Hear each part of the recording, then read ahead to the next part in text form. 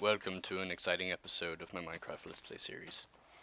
After much suggestion and advice from many of you, I've decided to install the piston mod in preparation for when it's actually integrated into the real game.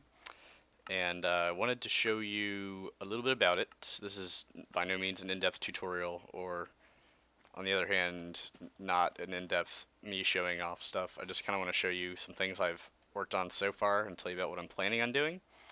So let's make some pistons. Oh my god, the lag. It's murderous.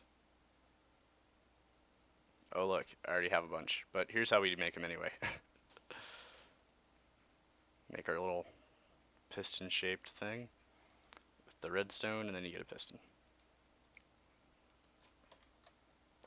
So, what is the point of these? I get asked this a lot. Why should I care? Well, it's kind of significant that we have this because this is something just made by your average Joe Minecraft player that was so awesome that the development team said, we have to have this in the real game. That should tell you something right there. But anyway, let's take a look at them. So when you place a piston, it'll face the way you are looking at it when you put it down. You can see we kind of have this little raised area right here.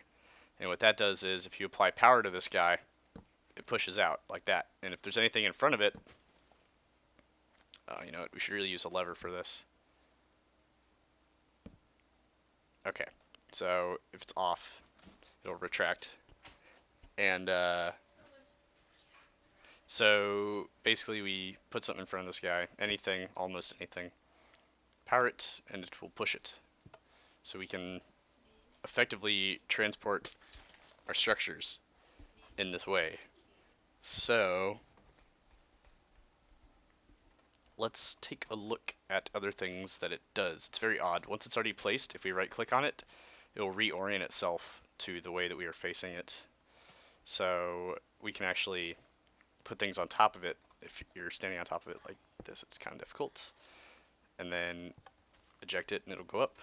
But this really only behaves exactly like that for solid blocks. If we take a look at something like sand or gravel, or even ourselves, we power it, it shoots up in the air and lands back down, which is pretty amazing. And this is how people have made the intricate pinball machines and whatnot. So if we actually put ourselves on it and launch, we can make a couple interesting things like cannons and whatnot just out of these. And what other nuances? So pistons fully inhibit the flow of water and lava when they're extended like this, and I'll show you that. Let's go take a look. This is just like, oh god.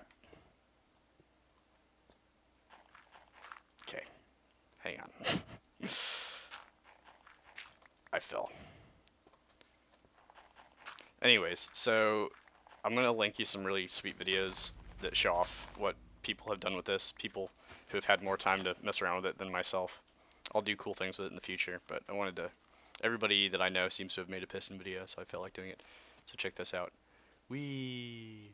Wee! It's kind of like the jumping fountains in Roller Coaster Tycoon. I hope you know what I'm talking about. So, that's neat. Oh, there they go. So this is another interesting thing that I made. It's a perpetual motion machine. You just remove this torch right here. Oh wait, sorry. We have to remove the torch and then replace the redstone and stuff. It's complicated. Don't ask. No, redstone repeaters will hold a charge in them permanently. So if we do this and then remove it. What the heck, guys? Oh, I see what's going on. So we have to place it and get rid of it really quickly. There we go. Let me switch it to day so we can see it. So what's actually happening is when a piston moves a block, it actually deletes it and then rebuilds it. Which is kind of odd. So things like redstone will fall off the block, or minecart track will fall off the block. I haven't tested it with torches, but I suspect it's a similar story. So it's kind of cool and pointless. And then I started playing around with trying to kill mobs with these. Basically, I put a bunch of mobs into here, and then this is right after we did the MC3C thing, and I hooked up this to hopefully crush them, but they don't, because they don't suffocate because of this little air pocket right here from the piston. But you can kill them, and I'll show you how. If we make a... Do I have any building materials? Yeah, dirt. So if we make walls like this that are at least 2 high, you make a tunnel like so. Then you put, oops, then you put pistons here that'll push the walls in. Then they'll suffocate. But you have to do, sorry, a 2 high wall like this. That'll kill them. But you can't kill them just with the pistons themselves. So this is another method I tried here. I put a bunch of pigs inside and did this. Come on. But again, they can breathe through the air pockets there. So there's a couple cool things you can do with this. A lot of people made lava bridges. This is like ridiculously basic, and it's stupid because you have to replace the lava each time. You can fix that by putting lava in the sides that flow out. But if we hit this, magic bridge reveals itself. Hey. Very crude. These are my gates that I made up here. So we have a water gate, not to be confused with the Richard Nixon scandal during his presidency. And then a much more dangerous lava gate.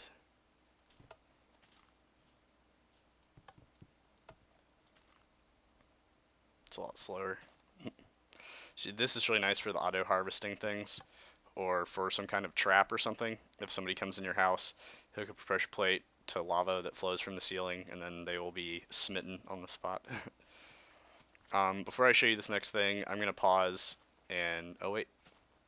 Lag? No, I'm going to pause and get rid of this lag. It's really bugging me, so I'll be right back. Alright, guys, we are back. Sorry about that. I have no idea what was going on there. I will investigate this further. Anyways, so what I've built here is not something I've seen before, but people have probably done it. Pistons have been out for a while. You don't need to tell me, oh my god, somebody already did that. I don't really care. What I have here is a self-loading cannon that I made along the lines of the design I showed you in my cannon video. Basically, the idea here is the cannon loads itself, preventing you from having to get inside this thing. And it's just one level right now. It's 1, 2, 3, 4, 5 charges of TNT, and then the one that goes here.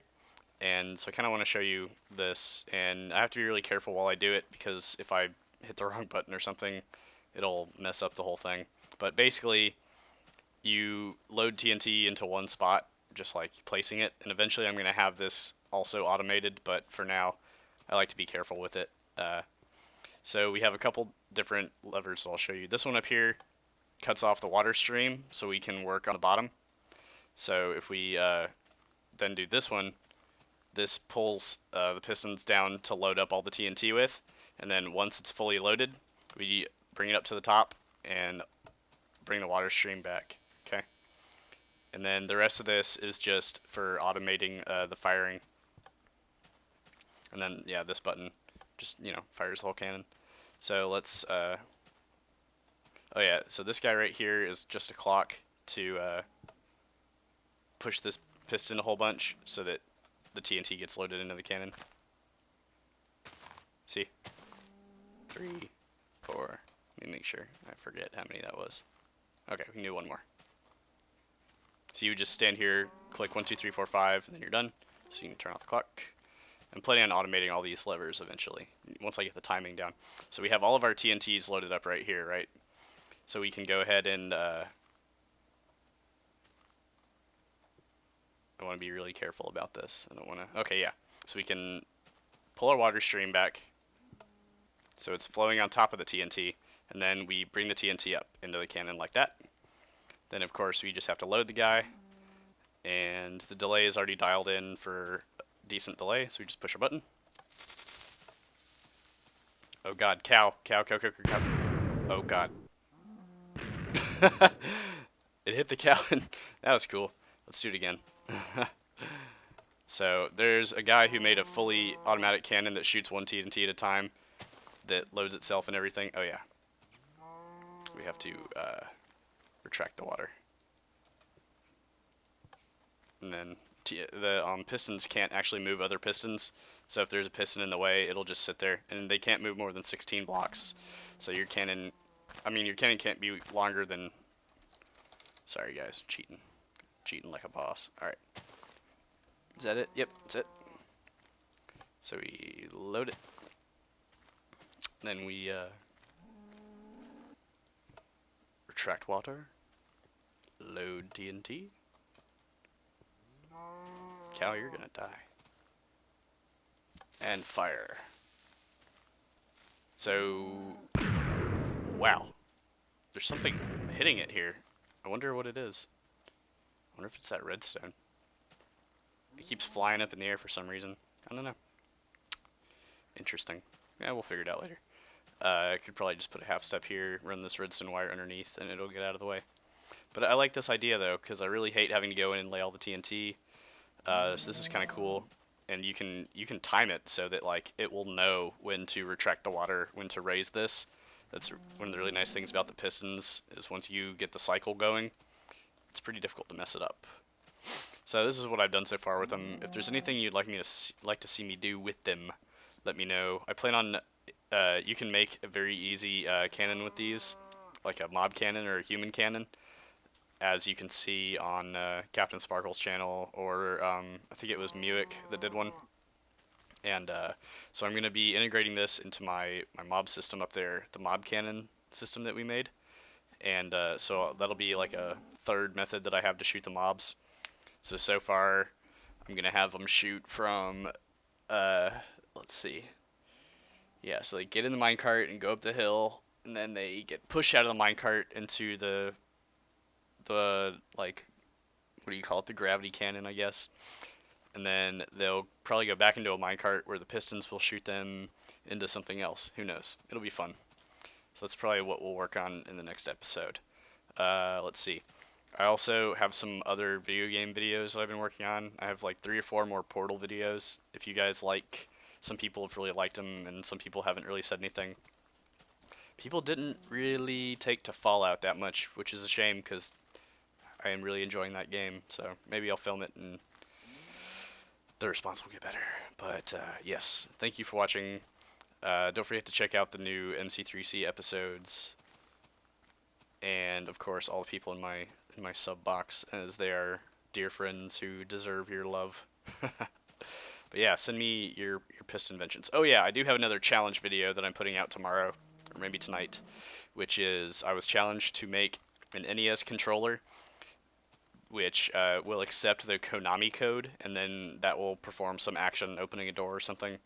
So we, on the server, built the controller already. I just have to put in the wiring for the combination for the Konami code. So thought people might be interested in that. Anyway, thank you for watching, and have a good one.